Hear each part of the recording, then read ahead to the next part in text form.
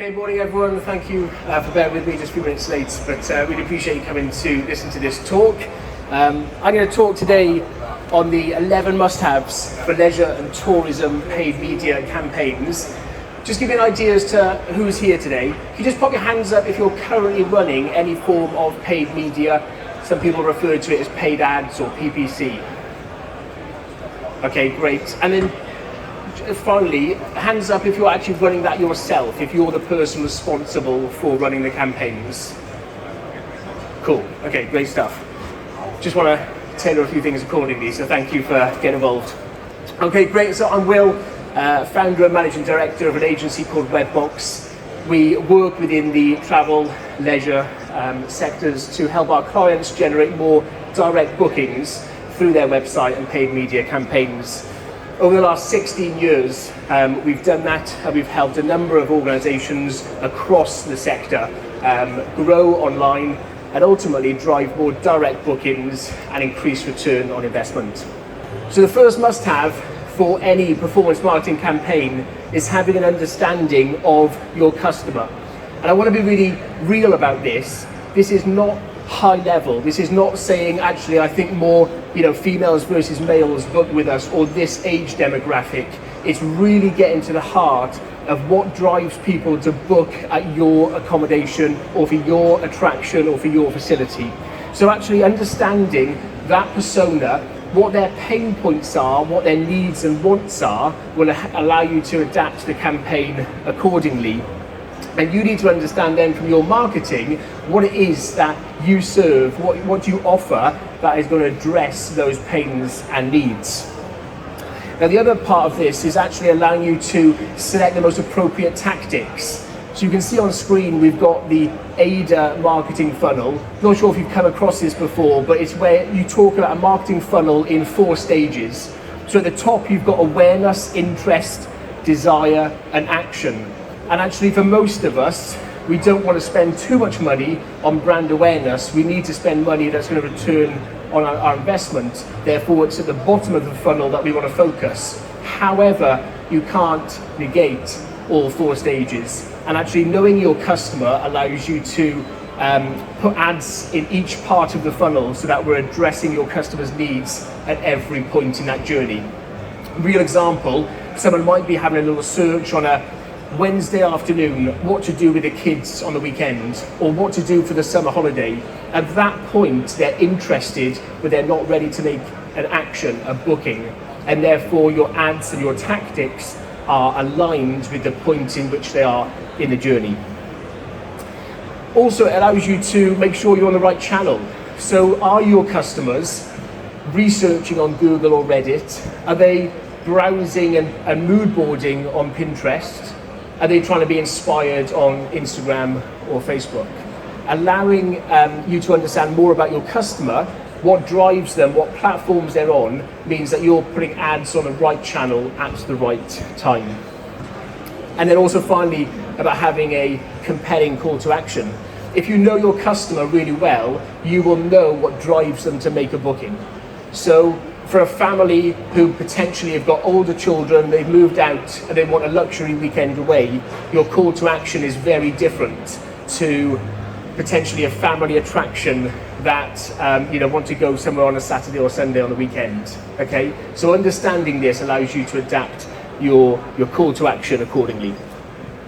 The second must-have is thinking about lifetime customer value. If any of you are running campaigns at the moment, you might be familiar with metrics like what we call CPA, which is cost per acquisition. And this is ultimately how much does it cost you to acquire a customer. And this is a great metric to look at, and others like ROAS and others can be used. But it is very short-sighted, because actually our experience of this sector tells us that actually a lot of your bookings will be repeat. And people might come back to your kind of venue, your attraction, time and time again. And therefore, thinking about customer lifetime value gives you a better understanding of your return on investment. Now, I don't expect you to be able to see all those numbers up there, but again, we can share the recording afterwards. But this table gives you an idea as to how we would calculate lifetime customer value if, for example, you said your customers generally stick with you for about 5 years. And if that's the case, these calculations can start to help you work out lifetime customer value rather than thinking quite short term about one particular booking that was made. Now, a little pro tip is that if you can actually get to this level of calculating lifetime customer value, what you can start doing is using what we call lookalike audiences within these platforms. This is where we use the data that you currently have for people that have booked with you previously, and then we say to these platforms, go and put ads in front of people who have similar traits to people that have been before. So similar interests, similar browsing habits, and so on. Go and put ads in front of those because they're more likely to convert. But you can layer it further again by saying, actually, go after my most valuable customers. Who spends the most with me? Who returns the most number of times? Let's go after those because they're far more valuable. So a little pro tip how you can actually take this up to the next level. Now, the third must-have is having clear KPIs. Now, if you're working internally or with an agency, it's really important to set expectations. And what you need to do to actually achieve this is understand your margins in your business. So if a booking is worth X and your gross and net profits are Y and Z, you need to understand these numbers so that you can understand if this is the right tactic to use. Because it's only at that point you can start thinking about KPIs like you need to have a 3 times return on investment for this to be profitable, as an example. So having numbers, and I appreciate numbers is not everyone's game, but maybe having someone in the business who knows the numbers, who can advise on what these KPIs should be, is really important. Really important because some of these channels allow you to target bookings by return on investment. So you could say to some channels, go after traffic if you're able to achieve a particular KPI. And at that point it gets really interesting because you know your costs. Little tip, let's be realistic about that, okay? So for example, if you're selling luxury holiday homes over there and you're wanting to acquire a customer for £100, this is just not realistic, okay? If you're wanting someone to come and stay in a glamping pod, your cost per acquisition could be 10, 20, 30 pounds and still be profitable. So we need to be realistic about these KPIs. Okay, the fourth must-have is about conversion tracking. The great thing about performance marketing is that you can track everything to understand if this is working for your business or not. I would argue, in my experience in the last 16 years, other marketing tactics, like you might have heard of things like SEO, organic social and others, are far more difficult to quantify and attribute return on investment. Not impossible, but far more difficult. I think with any form of performance marketing, it's far more black and white. You can spend X and it returns Y. And actually, this is why conversion tracking is really important, so that we can actually then say back to you, you've spent X on a platform and it's returned Y, and we've got really clear numbers on how people are engaging with you. But again, a quick tip in that it shouldn't just be about revenue. So we should be tracking other things. So for example, how many people are actually searching your brand name versus things to do in the area, and they might not have heard of you before, okay? We could also track just engagement. How many people, land on the website and engage with you, i.e. maybe inquire, but they haven't booked. These are things that we should also be tracking so we really understand how people are engaging with your business. If you need some help with that, we've got a guide. So you can use the QR code, you can also request it at our stands, and this guide helps you use GA4 more effectively and get the most out of Google Analytics. Moving on to the fifth must-have. This is about data policy. Now, I don't want to get too technical here, but there's some key things that you need to know and understand. So the first is about consent mode, and the second is enhanced conversions. So what we don't want is we don't want people who land onto your website, make a booking, and for one reason or another just fall into this black zone of like we weren't sure what they did or because we couldn't track them, okay? So what consent mode does is allow us to bridge this gap. So since the introduction of GDPR and other kind of data policies, it's been a little bit more tricky to track everyone on your website. But consent mode allows you to have these cookieless pings and track more people, and this probably would have applied to your website earlier this year because by law it had version 2 come out earlier this year. If you haven't got that, maybe speak to us after, because it is law that you have this in place. The other part of this is enhanced conversions. This is where maybe we can't track someone when they've made a booking. However, at the end of the booking process, once you've received their information for the booking, their name, address, email, and so on, you can pass that back to platforms like Google in a secure and hashed way so that you can still track it as a conversion. Again, a really important thing, so you've got that transparency in that you know what your spend is and what your return on investment is. Now, a little quick pro tip, again, is if you're worried about tracking and you're maybe not tracking enough people on your website, a simple thing to do is move your cookies acceptance box to the middle of the screen. So you all know what they are, right? When we land on a site, you have that little accept or decline option.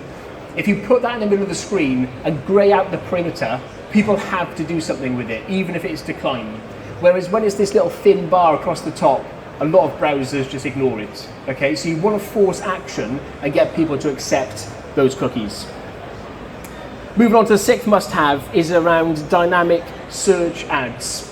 So if anyone's running kind of more traditional Google ads, where maybe people search into Google and your ad comes up at the top, you might have noticed that actually there's this little kind of grey area again, where regardless of the match type, whether you're using broad, phrase, match or whatever, there's a grey area. But actually if you use dynamic search ads, what you can do is capture more of the market, especially for those people who are searching for long tail keywords. So when they're searching for something which is more of a phrase or a question, it still allows you to appear rather than traditional keywords where if you haven't got that one keyword in the mix, you're out the game.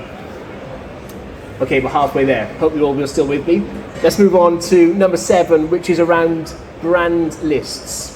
Now in the sector, we know that a lot of people might search for your brand name.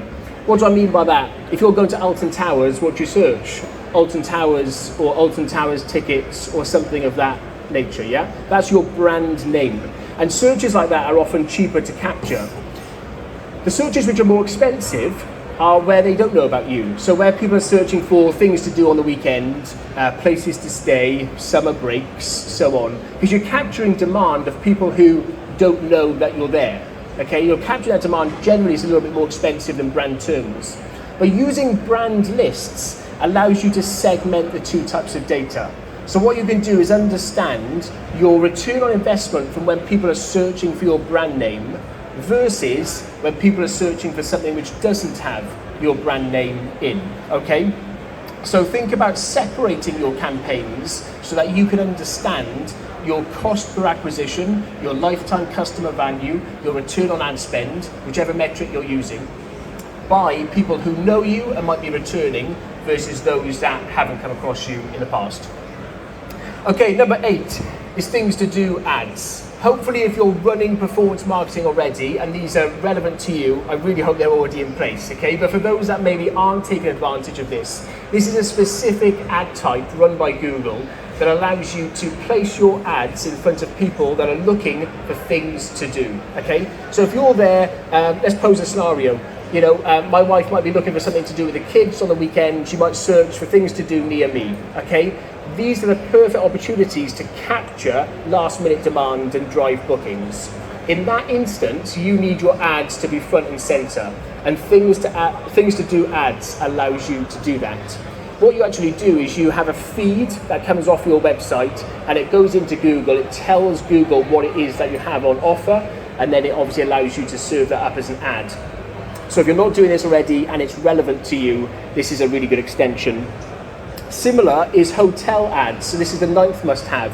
If this is relevant to you, maybe not for a potentially traditional hotel, but also for other types of stays like glamping pods, this works really well.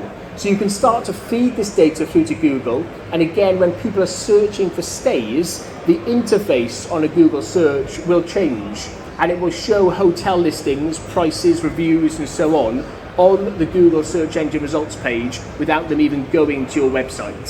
So again, feeding this information to Google will allow you to drive more direct bookings onto your platform. Now the 10th must-have for your campaign is visual assets. So we've talked a little bit just now about when people search something into Google. But what about if they've seen you on Facebook, Instagram, TikTok, or a different channel where it's more visual, okay? It's really important that your creative assets allow you to stand out from the crowd, but also that it identifies you as a brand. The little screenshot there is a video. It's not working at the moment, but what you can actually see is this is the Visit Ireland promo video. And what you'll know from that video, if you've seen it, is they use the same messaging, the same actors, the same theme and so on, time and time again. Because actually data says that it's not the consumer, not the customer that loses interest. It's actually the marketers. Marketers want to change things all the time because we're just kind of creative, right? We want to do things differently, we want to push the boundary. Actually, the customers aren't getting tired of this, so they stick with the same message, the same theme, the same person. So actually, it's really important for us to think about how that applies to our businesses. Have you got a really clear proposition? Have you got a strap line, a call to action that is just consistent, that is your core message that you know people respond to? And if you have, and you know that it drives bookings, stick with it and make that your business. Little kind of, it's non-scientific, right? But a little kind of test is if you're thinking about creative and you're looking at your ads, look away from your screen, let your eyes reset, and then look back at the screen, look at your creative, and ask yourself the question, what were my eyes drawn to? If your eyes were drawn to nothing, there's a problem with the creative. If your eyes don't know where to look, there's a problem with the creative. If your eyes are drawn to the call to action, you've probably nailed it. Like I say, not scientific, but it's just a helpful barometer to know if your creative is actually reaching the right audience. Okay, 11th must-have is custom audiences and topic targeting. Some of you might think, what on earth is that? This is a strategy which allows you to target people who might not necessarily fit into broad demographical data. So when you're running any form of performance marketing, you can target people by gender, location, age, so on and so forth, right? These are like just the basics. But if you start using things like custom audiences and topic targeting, you can start to target people by their interests. So are they interested in activities, days out, luxury stays, so on and so forth? And these are segments of data that different platforms hold that allow you to go after a greater segment of data. Now, of course, on top of that, you can still layer location, male, female, age, and all these different factors, but start with having custom audiences and topic targeting that allows you to go after a much broader audience. Okay, 3 bonus tips. You thought you were coming for 11 must-haves? It's actually 3 more, all right? First one, learn from the data you get. I've talked a few times already about data, okay? And for some people, you probably think this is really boring. Why do I want to be analyzing data? Data is important. You need to understand seasonality, when bookings are made, who's booking them, what drives them to do this, because if you understand that, you can start to do things to enhance it further, okay? Now, if you put one thing on your website after today's show, don't put Hotjar on your site if you haven't got it already. It's a free platform, but also has paid subscriptions, and it allows you to understand how people engage with your website. It gives you heat maps, it gives you videos, believe it or not, on how they browse around your site, and it is incredibly useful to understand how people engage with you. Importantly, you can start to watch these videos and understand where are the blockages, where are people dropping off? Do people land on a site, on a page that has pricing on it and immediately leave your site? And if so, what does that tell you? If people get halfway through the checkout and drop out, what does that tell you? These are things which Hotjar can allow you to uncover, and then hopefully you can evolve your website and your campaign accordingly. Bonus tip number 2 is experiment with a campaign type called Performance Max, or it shortens to PMax. PMax is a Google campaign type which allows you to run ads not just on Google search, but across Google's entire network. So that's the display network. Google also owns YouTube. It's across the whole board. And what it allows you to do is start to give Google a bit more control, believe it or not, and ultimately start to allow Google to say, we're happy for you to place these ads in front of the right people on the right channel, as long as we're actually still getting the metrics and KPIs that we want. So remember I mentioned earlier about setting KPIs and lowering margins and all that. If you've got that nailed, this is a great way to grow your campaign and experiment, because you can give Google a bit of freedom and say, look, as long as I'm getting 3 times return on investment, you can show my ad on any of your channels. Okay, so start to experiment with PMax and how it can actually work for you across these different channels. On the flip side, when I talk about experimenting, not all of these things work, and that's the world of marketing, right? You need to try, test these things out to see what works. And with PMax, if you have a really niche offering, sometimes that won't work, because people maybe aren't in the market for it, they maybe don't know about it, so on and so forth. So just think about whether it's the right tactic for you, but definitely worth experimenting with. And the third little bonus tip is experiment also with something called demand gen. So it's a great extension of social activity. So if you're currently running, ads on Facebook, Instagram, TikTok, so on and so forth, and you want to start kind of taking your campaign to the next level, as it were, then we'd recommend demand gen, something which is not very much tapped into, often kind of like a last thought, but can actually uncover low-cost bookings and conversions. So again, another type of campaign which you can run to help you.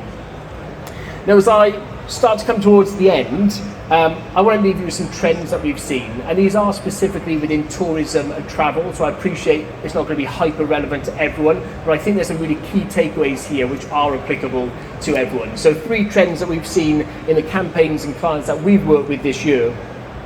The first is this huge spike in spontaneous travel, as we call it. This is this kind of last minute booking, even if you're going abroad, that people are making later and later decisions. We used to have this thing where like people book their summer holiday, way in advance. And of course there is still a market for that. But there are more and more people making that last minute choice. And this data is direct from Google across the whole travel sector.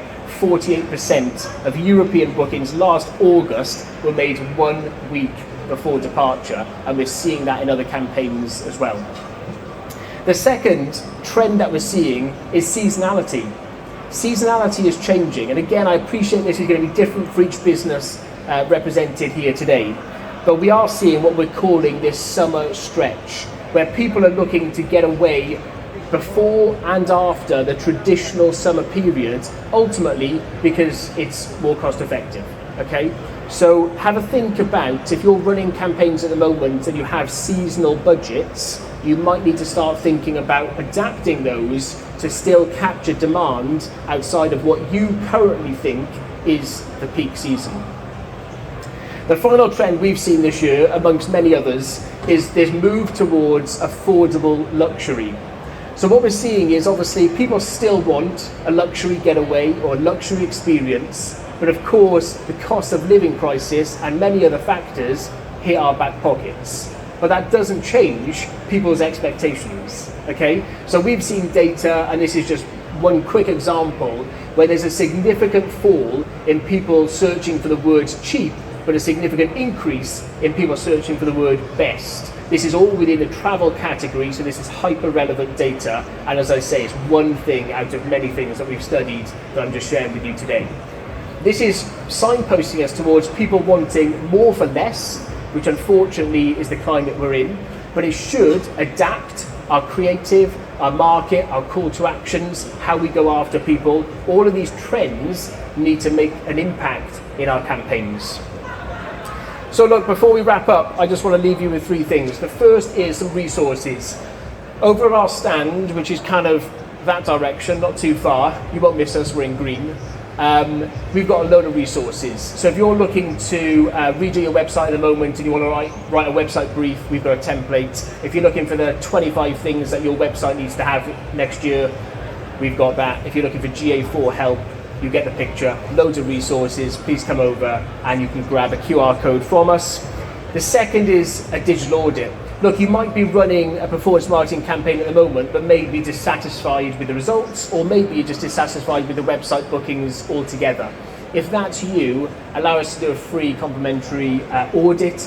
We don't use automated tools. One of our expert team will look through your website or campaign, uncover the good, bad and ugly, and share that with you. Okay, so if you're looking to get the most out of it, that is the one for you. And finally, As you can imagine, with what we do, we talk a heck of a lot about different topics in the industry, what works, what doesn't. They're all educational webinars that you'd be very welcome to join. So again, scan the QR code, you can grab it at our stand as well, and you can register on Eventbrite and join any of our webinars at any time. So for me, just thank you very much for your attention. I really appreciate you taking the time out of your day today. And as I say, if you want to grab us, we're at HP 782, just that direction. But for now, thank you very much.